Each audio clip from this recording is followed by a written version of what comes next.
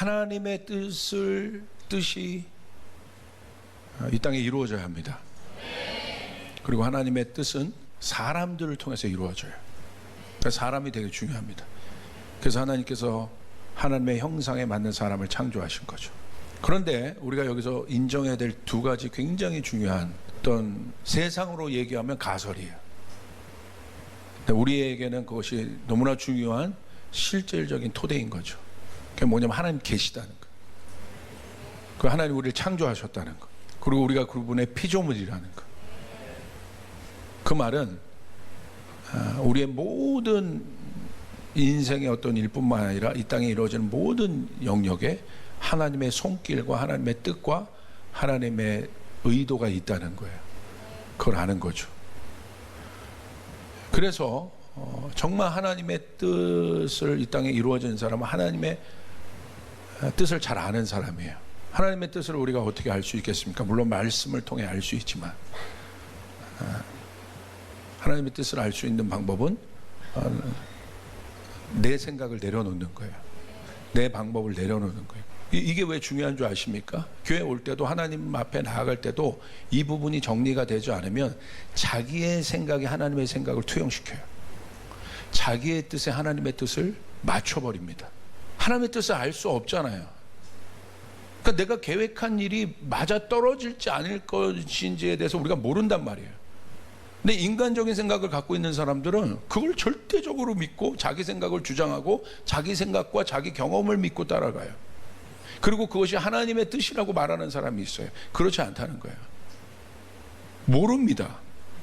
모른다는 게 정답이에요. 주님이 오시는 때를 우리가 알 수 있습니까? 모르죠.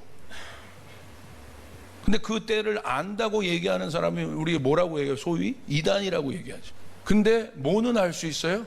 계절은 알 수 있어요. 주님이 오시는 계절이구나 이게.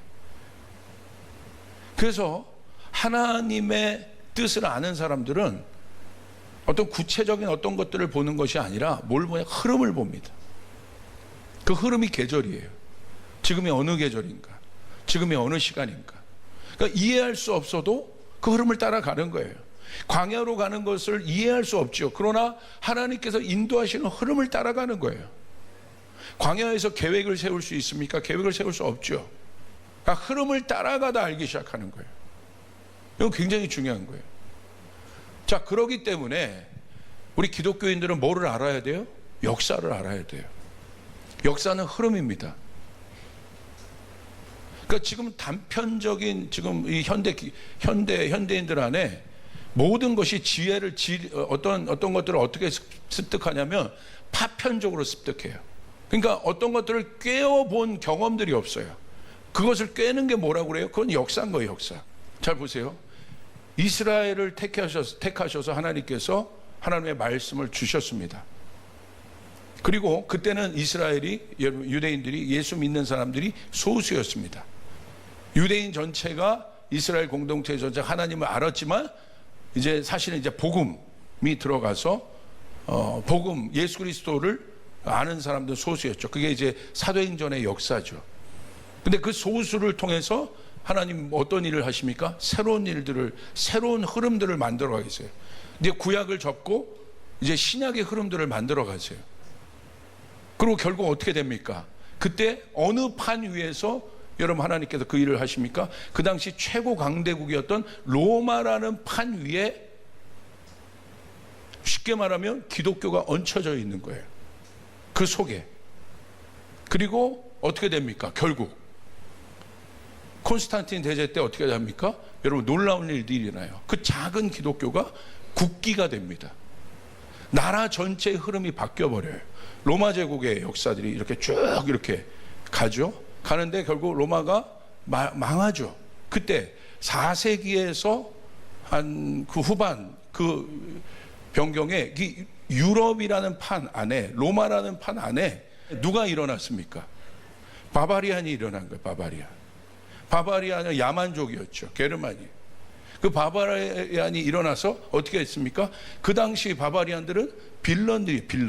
로마를 괴롭히고 충돌을 일으키는 자입니다. 그들이 와서 막 몇 세기 동안 활약을 해요. 바바리안들이. 근데 어떻게 됩니까? 그 로마란 판 위에 그 바바리안들이 올라갑니다. 여러분, 시간이 지나고 나서 바바리안들이 어떻게 됩니까? 다 기독교인이 돼요. 그리고 나서 또 역사는 흐릅니다. 그 유럽이라는 판에 또 누가 올라옵니까? 두 번째 빌런과 같은 존재가 올라와요. 그 존재가 누굽니까? 바이킹이죠. 아마 8세기 후반부터 11세기까지. 아마 지금 그 잉글랜드 그쪽이죠. 뭐 지금 우리가 바이킹 아는 그쪽이죠. 야만인들이었다. 바이킹도 그런 거죠. 해적이죠. 그 당시 보면 약탈하고 막 그런 빌런들이었단 말이에요. 오늘날로 얘기하면. 근데 그들을 무대 위로 올려버립니다. 그리고 시간이 지나니까 그들이 다 뭐가 됩니까? 기독교인돼요. 이게 하나님의 역사인 거예요. 하나님의 일은 언제든지 예상치 못하는 일 가운데 일어나지만 그 예상치 못하는 일들을 추적하면 흐름이 있단 말입니다. 그 흐름을 볼 줄 알아야 돼요. 여러분의 인생도 마찬가지입니다. 언제 당황합니까? 예상치 못한 일들이 여러분의 인생 가운데, 여러분의 인생이란 판 위에 올려져 있을 때 우리는 당황하는 거예요. 어렵잖아요. 그 일들이 쉽지는 않습니다. 하나님의 일들은요, 예상치 못한 일을 통해서 예상치 못한 일들이 일어날 때 나타나는 첫 번째 특징은 뭐냐면 진동이 일어나요. 여러분, 이 진동은 뭘 가져오는지 아니까 세 번째 패턴, 예상치 못한 일이 일어나고, 두 번째 패턴, 그 예상치 못한 일이 내 인생의 판에 올려진 그것이 관계의 일이든, 여러분 어떤 일이든, 여러분 그 재정의 문제든, 여러분의 비전의 문제든, 예상치 못한 일이 여러분의 상황 가운데, 여러분의 인생 가운데 일어나면 두 번째 패턴은 진동이 일어난단 말이에요. 흔들리는 거예요. 자, 그 진동 다음에 마지막 판은 뭔지 아십니까? 왜 진동? 진동은 반드시 깨어요. 부숴버립니다. 깨어지는 일들이 일어나요. 진동 속에서 평화를 찾으려면 여러분 그 진동이 멈춰야 되는데, 그 진동이 어떻게 멈춰지냐? 힘 대 힘이 부딪히는 거란 말이에요. 둘 중에 하나는 깨어져야 이 힘이 여러분 끝나는 거란 말이에요. 그렇기 때문에 하나님은 반드시 이 사람이든 저 사람이든 반드시 누구 하나는 깨어지게 만든단 말이에요. 부딪히게 만들어요.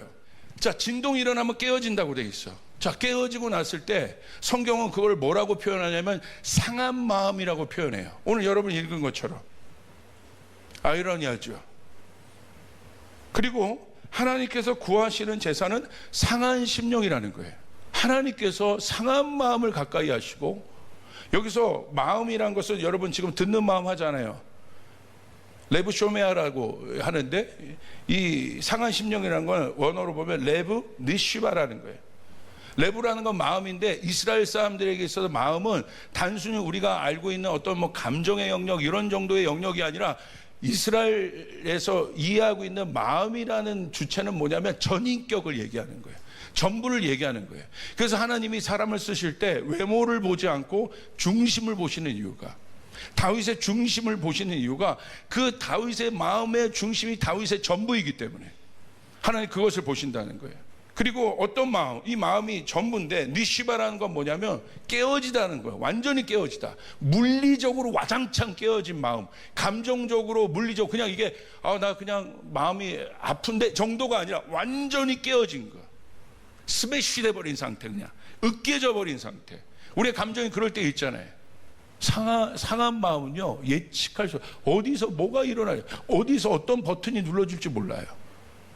그러니까 이게 상한 거는 실제적인 거예요. 상한 마음. 근데 하나님이요, 그 상한 마음을 사랑하신다는 거예요. 그 상한 마음을 가까이 하신다는 거예요. 왜 내 인생 가운데 하나님이 진동을 일으켜서 내 삶 가운데 상한 심령을 만들어 주셨는가? 왜 이런 환경을, 내가 원하지 않았던 일들이 내 인생 가운데 일어나서 이런 어려움들을 내 인생 가운데 겪게 하셨는가? 그것들을 볼 줄 아는 눈이 있어야 돼요. 하나님이 여러분의 인생 가운데 그런 진동을 일으켜서, 내가 예상치 못한 일들을 여러분의 인생 가운데 일으켜서 그것이 나에게 진동이 되고, 그 진동이 나에게 깨어짐을 가져왔다면, 하나님의 의도는 뭘 하냐면, 그걸 통해서 하나님은 상한 심령을 통해서 역사를 일으키려고 하는 거예요. 하나님이 찾으시는 사람은 상한 심령을 가진 자들이라는 거예요. 요나 이야기를 여러분 잘 아시지 않습니까? 니느웨를 하나님께서 구원하라고 요나를 이제 부르시죠. 근데 사실은 니느웨는 이미 심판이 언도된 도시입니다. 그런데 하나님이 요나를 세워서 요나를 부르셔서 여러분 니느웨 가운데 니느웨를 구원하려고 하는 하나님의 계획을 보이세요. 자, 요나서를 우리가 볼 때 어디에 초점을 맞춰야 되느냐? 불순종한 요나를 굴복시키는 것이 요나의 이야기가 아니에요. 그게 주제가 아닙니다. 여러분, 니느웨를 구원하고자 하는 하나님의 마음이 요나서의 주제인 거예요. 그게 어디에 단서가 있습니까? 요나서 4장 11절 보세요. 우리 같이 한번 읽겠습니다. 시작. 하물며 이 큰 성읍 니느웨에는 좌우를 분별하지 못하는 자가 12만여 명이요 가축도 많이 있나니 내가 어찌 아끼지 아니하겠느냐 하시니라. 요나서는 이 말씀으로 끝을 납니다. 대부분의 스토리가 하나님과 요나와의 이야기예요. 요나의 불순종과 요나의 불순종을 굴복시키려고 하는 하나님과 요나의 이야기지만 그것이 초점이 아닙니다.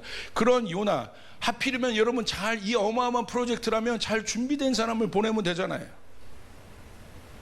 요나처럼 저항하지 않는 사람을 보내면 되잖아요. 근데 왜 굳이 하나님은 요나를 택하셔서 요나의 마음을 깨시거든요. 요나를 통해서 우리는 누굴 봐야 돼요? 나를 봐야 돼요. 요나를 통해서 누굴 봐야 돼요? 이스라엘을 봐야 되는 거예요. 요나를 통해서, 이건 요나의 어떤 이야기가 아니라 오늘 내 이해되지 않는 판에 얹어진 내가 그런 사람들이 있잖아요. 왜 갑자기 목사님 내 안에, 내 삶 안에, 내 인생 안에 이런 일들이 지금 일어났습니까? 이런 문제가 발생했습니까? 오늘 요나의 인생도 똑같은 거예요. 예상치 못한 일들을 하나님이 요나의 판에 얹은 겁니다. 요나는 어떤 사람이에요? 니느웨를 여러분 죽일 듯이 미워했던 사람이에요. 니느웨가 여러분 요나의 말씀을 통해 자복하고 회개하고 주님 앞에 돌아옴으로 여러분 심판이 아니라 그들이 구원을 받습니다. 구원을 받자마자 요나가 뭐라고 얘기해요? 요나가 매우 싫어하고 성내며 구원받았다고 성내는 거예요. 지금 하나님의 일이 나타났는데 요나의 마음 안에 그 일들을 보고 니느웨가 구원받은 일 가운데 요나가 쓰임받았습니다. 그런데 요나가 성을 내요. 그것 때문에. 그러니까 요나의 마음 깊은 곳에 뭐가 있었어요? 하나님 뜻과 반대하는 마음들이 있었단 말이에요. 저항하는 마음들이 있었어요. 그 다음 말씀 보세요. 2절 여호와께 기도하여 이르되 여호와여 내가 고국에 있을 때 이러하겠다고 말씀하지 아니하였나이까. 요나는 이미 눈치채고 있었어요. 뭘 눈치채? 하나님은 결국 니느웨 구원할 거야. 니느웨를 향해서 심판이 언도됐지 않습니까 지금? 그럼 그 심판은 그대로 되는 거예요. 가만히 있으면 심판 받을 건데 하나님이 요나를 불러요. 그리고 요나에게 말씀을 전하래요. 그때부터 요나가 깨름직한 거예요. 왜? 내 말씀 듣고 하나님의 말씀을 전한 것을 듣고 이들이 회개하면 어떤 일이 일어나? 심판이 언도되었다 할지라도 요나는 눈치채고 있었던 거예요. 그러니까 이렇게 얘기해. 2절에 내가 고국에 있을 때 이러하겠다고 말씀하지 아니하였나이까. 그러므로 내가 빨리 다시스로 도망하여 싸우니. 그럴까봐, 뭐 할까봐, 주께서 은혜로우시며 주님이 너무 은혜로우실까봐, 주님이 자비로우시고 주님이 노하기를 더디하시며 인애가 크셔서 요나가 알고 있었다는 거예요. 요나가 그것을 주님이 심판을 명하셨지만 주님의 마음 안에는 심판보다는 구원이라는 것을 알고 있어요. 이것이 하나님의 마음입니다. 그래서 그 고백한 하나님은 은혜로우시고 자비로우시고 노하기를 더디하시며 인애가 크시사 뜻을 돌이켜 재앙을 내리지 아니하시는 하나님인 줄을 내가 알았다니까요. 근데 알았는데 결국 하나님 그렇게 할 게 없면서 왜 나를 불러다가 내가 그 싫어하는 그 일들을 내 인생 가운데 충돌을 일으키시고 그걸 통해서 내 마음을 깨게 하시고 왜 그런 일들을 하십니까? 그 다음 보세요. 여호와여 원하건대 이제 내 생명을 거두어 가소서. 그러니까 뭐래요? 이제는 결국 그렇게 된 거를 요나도 예측하고 그대로 됐어요. 하나님의 성품대로, 하나님의 뜻을 아는 대로. 그러니까 요나가 이제 더 이상 세울 논리가 없습니다. 그러니까 어떻게 해요? 갑자기 이게 요나가 여러분 무슨 갑자기 자기 죽겠다는 거야. 나를 차라리 죽여달라고. 그러니까 하나님도 지지 않으십니다. 여호와께서 이르시되 내가 성내는 것이 옳으냐? 요나의 삶 가운데 하나님 물러나지 않아요. 진동을 일으키고 저항하지만 그 속으로 하나님이요, 여러분 그 물고기 뱃속에서부터 풍랑을 일으킨 사건부터 하나님이요 추적해서 계속해서 요나의 마음 가운데 요나의 상황을 진동시킵니다. 이 상황에서도 하나님은 지지 않아요. 물러나지 않아요. 요나를 향하여 진격하기 시작하세요. 진동시켜요. 네가 그러니 옳으냐. 여기는 우리는 뭘 봐야 돼요? 왜 하나님이 요나의 마음 가운데 진동을 일으킬까요? 하나님의 인자하심과 자비하신 구원의 계획 앞에서도 동의하지 않는 것이 인간이에요. 이게 바로 인간의 완악함입니다. 하나님이 우리의 인생 가운데 어떤 예상치 못한 일들을 일으키시는 것은 그 진동을 통해서 내 안에 깰 것들이 있으시다는 거예요. 할렐루야. 그렇기 때문에 상한다는 것은 깨어졌다는 거예요. 근데 여기서 깨어지면 깨어진 대로 끝나는 것이 아니라 성경의 원리의 깨어짐은 뭐냐면 깨어진 그곳에 보화가 있다는 것입니다. 왜 깨어진 그곳에 보화를 숨겨놓았을까요? 이렇게 좀 설명할 수 있을 것 같아요. 단단한 바위가 있습니다. 이 단단한 바위를 깨고 부셨어요. 부셨더니 아무것도 없는 것이 아니라 그 안에 뭐가 있냐면 보석이 있는 거예요. 무슨 말입니까? 이 보석을 누가 얻을 수 있어요? 깬 사람, 수고하여 깬 사람이 보석을 얻을 수 있어요. 이게 가치라는 거예요. 가치는 깨어진 사람, 수고하고 노력한 사람이 얻을 때 그것이 가치예요. 그게 희소성 있는 거예요. 그래서 아무나 여러분 그 가치를 발견하지 못해요. 여러분 하나님이 우리 가운데 풀어놓은 이 어마어마한 복음의 가치를 진심으로 이해하는 사람은 드물어요. 내 머리로 알 수 있다고 생각하지. 그러니까 어떤 사람이 이 복음의 진짜 가치, 이 가치가 내 인생을 바꾸고 어려울 때 이 복음이 나를 회복시키고 나를 살게 한다는 이 복음을 누가 여러분 가질 수 있냐면 성경을 보십시오. 깨어진 사람들이 이 복음을 발견합니다. 할렐루야. 아멘. 깨어짐 안에 있단 말이에요. 깨어짐 안에. 예수님 보십시오. 예수님 안에 있는 영원한 생명의 가치가 언제 여러분 발견됩니까? 예수님이 깨어질 때, 예수님이 찢어질 때. 예수님이 깨어지고 찢어지지 않고서는 그것을 발견한 사람이 없어요. 겉으로 깨어지고 찢어진 것만을 본 사람들은 다 도망갔단 말입니다. 그건 깨어짐만 보는 세속적인 마인드예요. 끝났다, 망했다 라고 보는 세속적인 마인드예요. 세상의 마인드예요. 그러나 예수님이 얘기하셨어요. 내가 깨어지고 죽을 것이다. 그러나 나는 생명을 갖고 부활할 것이다. 할렐루야. 내가 깨어져야만 그 부활의 능력이 올라온다는 거예요. 아멘. 그렇기 때문에 여러분의 인생 가운데 지금 하나님께서 모든 영역 가운데 갑자기 지금 일으키고 있는 진동, 그 진동을 통해서 깨어지고 상한 사람들이 있는데 여러분 거기를 우린 주목해야 된단 말이에요. 하나님의 일은 거기서 출발합니다. 하나님의 일은 거기서 시작됩니다. 믿으시면 아멘 하시길 바랍니다. 아멘. 그런데도 그걸 알면서도 버티는 게 인간의 완악함이란 말이에요.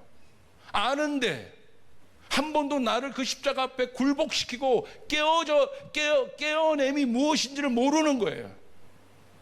그러니까 그걸 우린 단순히 뭐라고 얘기해요?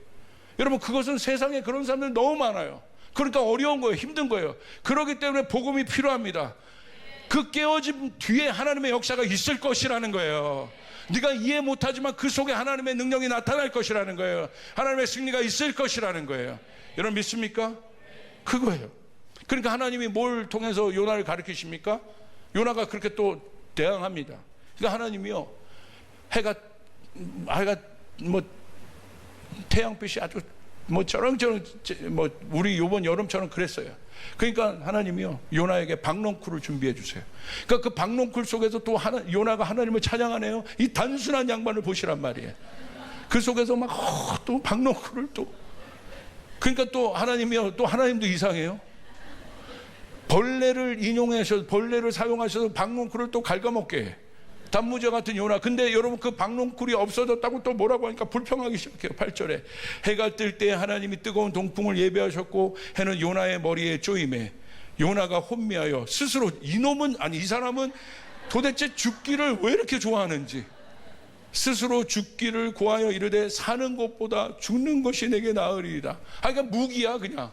9절에 하나님이 요나에게 이르시되 내가 이 박넝쿨로 말미암아 성내는 것이 어찌 옳으냐 하시니 그가 대답하여 내가 성내어 죽기까지 할지라도 옳으니이다. 대단한 양반이에요. 이게 완고함이라는 거예요. 완고함. 왜 하나님이 요나를 등장시켜서 이 마음 편하게 하나님께서 이 일들을 하실 수 있는데 왜 하나님이 굳이 하나님이 충돌하시면서 하나님이 진동시키면서 요나의 마음을 깨시면서 그것을 하려고 하시느냐? 여러분, 우리는 하나님의 마음을 알아야 돼. 하나님이 이 박농쿨 사건을 통해서 결국 하나님의 안에 있는 중심을 보이십니다. 어떤 중심을 보이세요? 10절, 여호와께서 이르시되 내가 수고도 아니하였고 재배도 아니하였고 하룻밤에 났다가 하룻밤에 말라버린 이 박농쿨을 아꼈거든. 네가 이 박농쿨, 네가 아무런 수고도 아니하는 이 박농쿨을 네가 아꼈거든. 그렇게 소중하게 여겼거든. 이제 하나님이 왜 벌레를 인용해서 박농쿨 샀고 박농쿨 줬다가 행복하게 했다가 박농쿨을 여러분 벌레를 통해서 또 없애서 요나를 여러분 진동시킨 이유를 아시겠습니까? 여러분의 삶 가운데 갑자기 어떤 일을 통해서 진동이 일어나는 이유를 아시겠습니까? 그냥 진동으로 끝나면 안 된단 말이에요. 내가 깨어지고 상했다, 이것으로 끝나면 안 된다는 거예요. 할렐루야. 이 박농쿨 하나를 통해서 하나님은 요나에게 뭘 가르치세요? 하나님의 마음을 가르치세요. 네가 이 박농쿨 하나도 이렇게 아끼거든. 아까 여러분이 읽었던 그 말씀이 이제 거기에 바로 붙어서 나오는 겁니다. 요나서 4장 11절 우리 같이 한번 읽겠습니다. 시작. 하물며 이 큰 성읍 니느웨에는 좌우를 분별하지 못하는 자가 12만여 명이요 가축도 많이 있나니 내가 어찌 아끼지 아니하겠느냐. 여기 하나님의 마음이 보여지는 거예요. 내가 니느웨를 심판했지만 심판이 아니라 심판으로 보면 안 된다. 그 뒤에 구원인 것이다. 할렐루야. 이게 복음의 위치입니다. 정죄가 아닙니다. 복음은 참소하는 게 아니에요. 복음은 단정 짓는 게 아니에요. 복음은 깨어지는 것이 아니에요. 복음은 희망입니다. 복음은 소망입니다. 복음은 부흥입니다. 복음은 능력입니다. 복음은 권능입니다. 우리가 알아야 될 건 뭐예요? 하나님의 의도를 알아야 된다는 거예요. 그렇기 때문에 여러분의 인생 가운데 갑자기 예상치 못한 어떤 일들이 일어나서 여러분의 삶이, 여러분의 가정이 진동하고 거기서 깨어졌다면 하나님의 의도는 명확합니다. 그 결론은 구원이에요. 그 결론은 회복이에요. 그 결론은 승리입니다. 할렐루야. 그래서 내 마음을 깨시는 거예요. 지금은 내 마음이 상처 있고 깨어지고 어려운 것 같지만 그때를 주의하란 말이에요. 이것이 얼마나 은혜인지, 하나님이 요나의 마음을 깨신 것이 얼마나 은혜인지. 오늘 하나님 때문에 깨어진 사람이, 깨어진 민족이 유대인들 말고 이스라엘 말고 있습니까? 그래서 이스라엘은 귀한 겁니다. 하나님 때문에 600만 명이 죽어본 역사를 갖고 있는 사람이 있습니까? 없어요. 그들이 하나님을 배교했으면 600만 명 죽을 필요 없습니다. 그들이 하나님을 몰랐다면 그들이 상한 심령이 될 필요가 없습니다. 오늘도 여러분도 마찬가지입니다. 왜 상한 심령이 되십니까? 하나님 몰랐다면 상한 심령 될 필요가 없어요. 누가 여러분에게 공격을 했어.